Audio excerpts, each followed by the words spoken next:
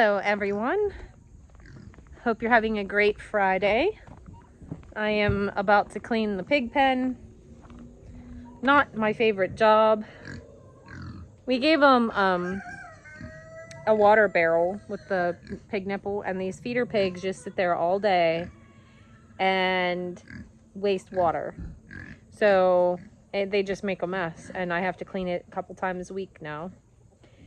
And hopefully the mini skid will work for me to be able to use that so that it's a lot easier, but you know, fun times. So I just wanted to come on here and tell you guys this story of what happened today because I find it quite amusing. Let's see if I can get, there we go. All right, I'll put you guys down here. These types of things you just can't make this up. So I'm washing dishes earlier. Washing dishes this morning, and the phone rings, and it's a local phone number that I didn't know, so I figured I'd better answer it just to see, you know, who it is. And the gentleman said, "Hi, my name is so-and-so with the Lower Borough Police Department. An attorney gave me your phone number to call you." And I was like, great, what did I do now? So it turned out that there were two sheep. At first he thought it was a goat and a sheep, but he sent me a picture and it was two hair sheep that were on the loose. And apparently they've been on the loose in this town for, I just want to stay out of your way, for a few weeks, like 2 or 3 weeks. They've been just running at large, and he was afraid they were going to get hit by a car. Like, they were in a town, and he said, if we got them tranquilized, because he couldn't get close to them, so if we got them tranquilized, could you take them? And I was like, sure. I mean, if I can't keep them, I can at least find them a good home. And so he said, okay. So he said he'd call me back, and just a little bit later, I was out doing my egg delivery. He called me back and he said, "So do you have a vet that could get us tranquilizer for them?" And I was like, funny story about that, because if you guys have been with me for a while, you know that we are without a large animal like a farm vet, because our farm vet is short-staffed, and so they had to drop people in a certain area because they can't cover that area anymore. And all the farm vets around here, they aren't taking new clients, so that leaves us without. That's a whole story. There's another video I made about that a ways back if you want more information. But anyway, so I was like, no, there's no way I can get you tranquilizer. Like, they called a vet, actually my previous vet, and they told him, no, we're not going to help you with that. So he's like, what can we do? And I said, listen, when I'm done with this egg delivery, I will grab my shepherd's hook, I will grab my lasso. And he was impressed. I said, listen, he says, you can lasso. I said, I can, but that doesn't mean I'm good at it. Okay, let's clear that up right quick. But I was gonna bring my stock trailer, grab like a tube gate that I have laying around, some cattle panels, trying to, like, maybe we can makeshift some sort of pen.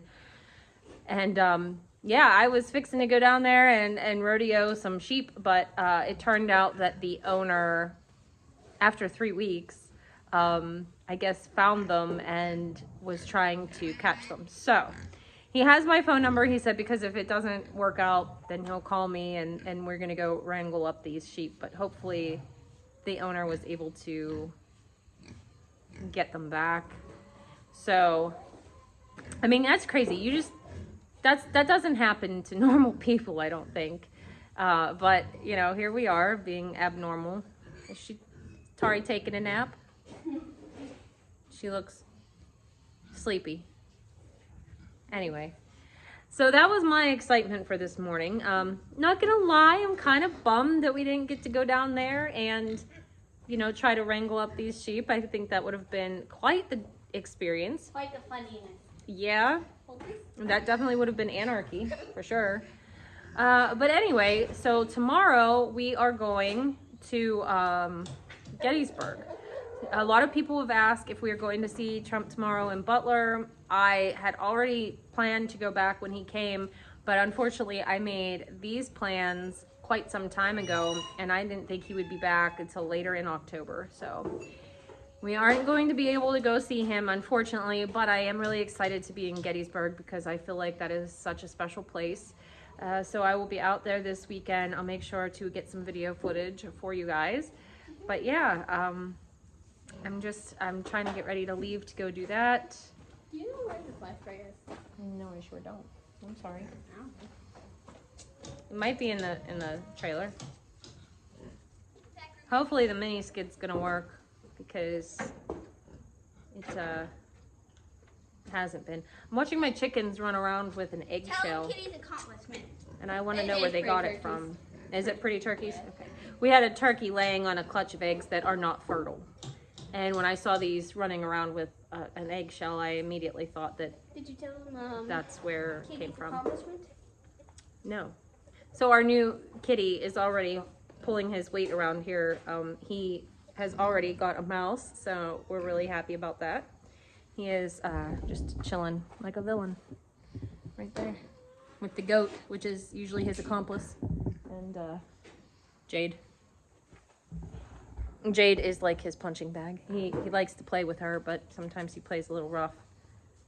We got Kitty. His name is Strudel, but we've just called him Kitty ever since he came home. We got him a little buddy whom he hates. So Smokey is his name. He's a little gray kitty, and he's in a crate right now, and we're trying to get them to friendly up with one another. But I don't know. We'll see. We'll see how it goes. Maybe once we can let Smokey out, you know, they can socialize a little bit, but I don't want to do that until Smokey knows that this is home. So.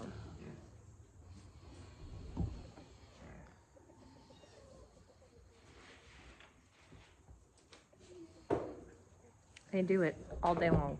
It's hilarious. Anyway, I think that catches everybody up with what's going on around here. The cows are doing great up in their new area, and my breeder pigs finally got a home, so they're leaving Monday. Oh, there he is. That is a smoky kitten.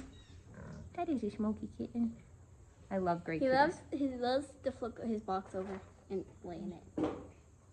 Like a lot of cats. He's a very sweet boy, but Mr. Kitty doesn't like him much.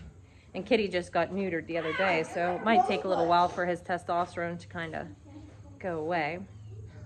So I figured while I was on here giving you guys a rundown of my interesting morning events, I would also, you know, some people have said that they really like the farm and political videos all in one.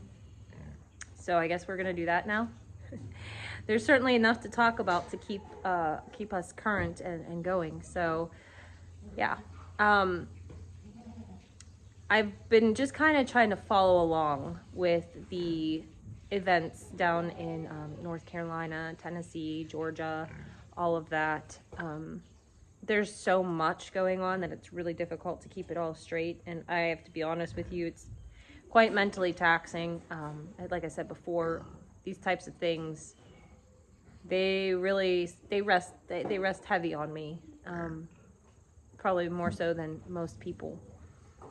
But I guess I watched the video, and Kamala came out and said that they were going to give $750 to the people that were heavily affected. So a couple things on that I want to touch on.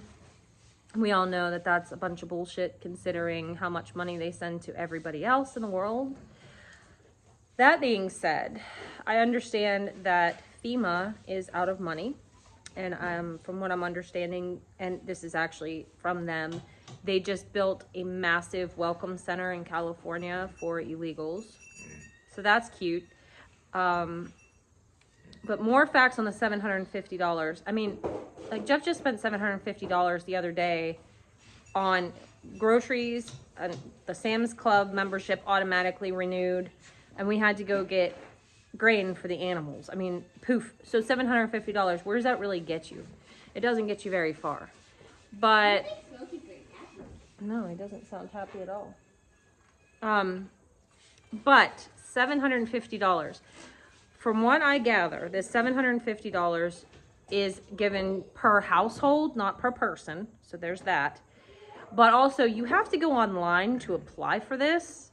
So all the people that don't have electricity or internet right now, they have to go online to apply for this.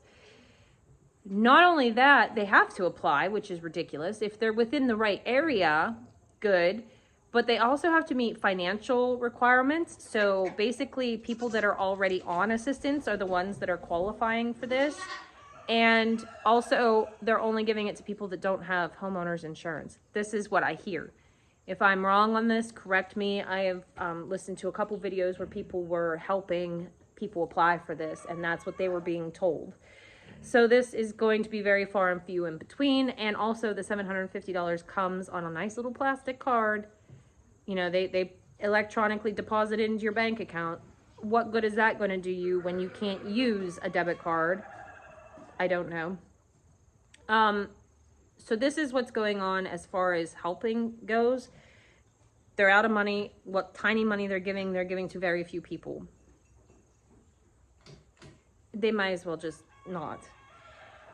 But I was talking to a friend of mine earlier, and I said, in my opinion, now I am not living in this situation. I'm not anywhere close to it. I'm actually experiencing 180-degree opposite issue. Like, we have a severe drought here, and I run out of water on a regular basis. Like, I've been trucking in water every week.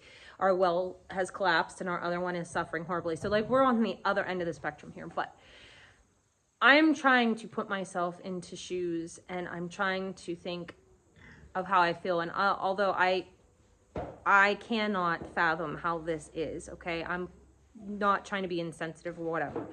But my personal opinion is the most terrifying thing I think I could ever hear is a knock on the door and somebody saying, my name is so-and-so, and I'm here from the government to help. From what we're understanding, when... You want me to hold him? Where FEMA is showing up at, they're turning people away. They're taking the donations so that they can distribute it. They're asking for money donations, so my spidey senses are off there.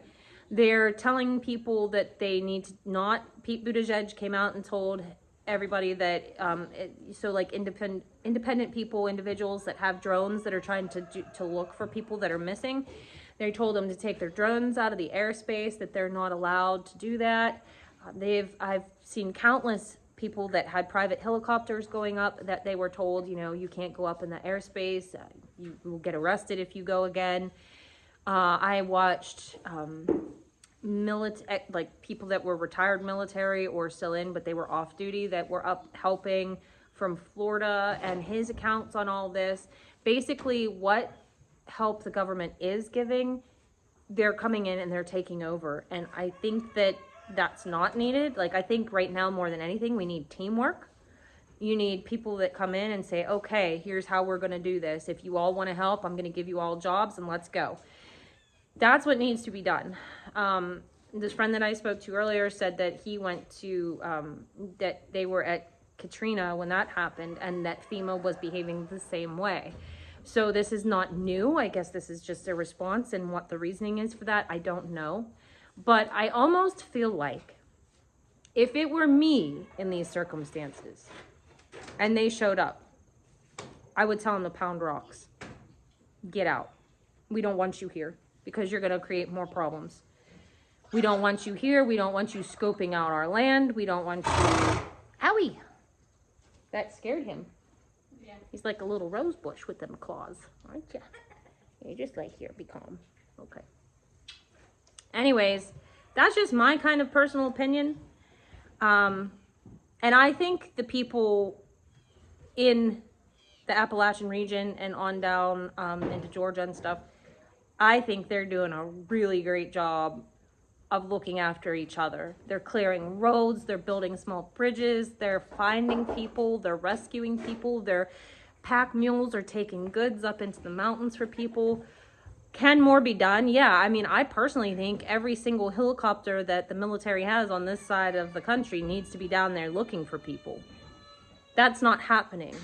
So at this point, when you see that that's not happening, because the military can't just go without orders. I mean, they could. That would take a set, wouldn't it? But no, they're not doing that. So at this point, this late in the game, we're a week in, I would tell them to pound rocks. We don't want you here. And you know what? We're gonna I'm just going to stop here because I have my own opinions. I will say, finishing this video out, that while this is horribly sad, it's not lost on me at all that the people living in these regions were once, they're descendants of what was the first frontier at one point. These are people that fought wars on two fronts. These are people that are extremely resilient. These are people that, man, some of them, they're descendants of people that didn't even know that the Depression was happening because they were so poor that it was just another day to them. These are survivors. These are strong people. And one, you're going to make it. You're going to come through this. You're going to be fine. You're going to rebuild. You will build back better. And you will keep this in memory forever. We all will. But I also really think that these are the types of people that the government really doesn't want to piss off. Because they had no problems back in the 1700s telling people to pound rocks, and I really don't think they'd have a problem doing it again. This is just my 2 cents. Man, my thoughts are with everybody. I wish I could be down there right now helping. I don't have means to do so as far as, I think, I would love to take the horses and go, but they're not, while they are very good for us, they are not used to or equipped to handle those types of circumstances. I just wish, I hope that they find everybody. I hope everybody is okay. I'm thinking about those that are stuck on top of mountains for days now, 7 days it will be, and just hoping for them, hoping the best. We'll continue to watch this, guys. Continue to hope for the best. It's looking kind of rough, and we're in October now. We're down to the final stretch, so who knows what's going to come next. I'm just going to sit up here in the middle of nowhere and pet my kitty and just wait. The amount of stink bugs is ridiculous. Yeah, stink bug season. Yeah, we're going to